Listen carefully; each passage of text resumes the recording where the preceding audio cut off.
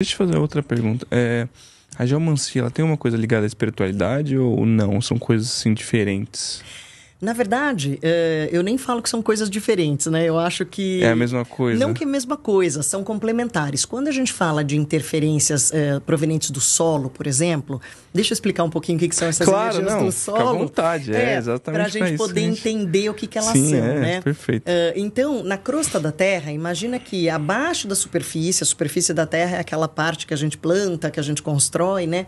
Abaixo disso, a gente tem, em média, 80 quilômetros de profundidade nos continentes. Então, nessa crosta, a gente tem muitas interferências acontecendo. Então, a gente tem águas subterrâneas passando em vários níveis de profundidade, em vários sentidos. A gente tem falhas geológicas, que é a diferença de tipo de rocha que gera fendas. A gente tem cavernas geológicas, que são buracos nessas rochas. Tudo isso gera uma frequência, que ela sobe mais larga do que o que está acontecendo lá no solo. Imagina que eu tenho uma água passando fininha lá no meu solo, essa energia ela sobe larga. Quando ela encontra a superfície, ela fica reta novamente. Sim. Então, às vezes, eu posso sentir... E quando elas fazem parte da fisiologia do planeta...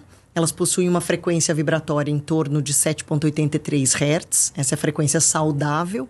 Quando elas estão vibrando acima de 130 Hz, elas passam a gerar doenças, tanto físicas quanto emocionais, em pessoas, plantas e animais. Que interessante. Então, é isso que a gente chama de geopatia, né? É isso que a gente fala que interfere tanto na nossa saúde, na saúde do solo, na saúde das pessoas.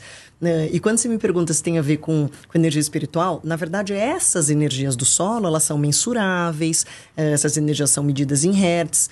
No entanto, quando a gente tem um excesso de vibração forte do solo, que a gente chama de estresse geopático, quando a gente tem ambientes que muitas energias do solo estão vibrando muito forte, que vai gerar incômodos físicos, psíquicos, emocionais, elas podem sim abrir campos de energias espirituais nos nossos espaços. Que interessante. Então, não é que tem a ver, né? Quando a gente fala em energia, né? A gente fala em todo tipo de energia. E a energia espiritual é uma energia também, né? Sim, sem dúvida. Então, quando a gente cura esse solo, faz com que essas energias voltem a vibrar na frequência natural e saudável, essas energias espirituais mais densas não ficam. Então, a gente consegue curar também dessas sensações que a gente pode vir a ter. Mas quando a gente fala em trabalho de geobiologia, de geomancia, a gente está falando em energias mensuráveis, tá? São as energias que a gente mede.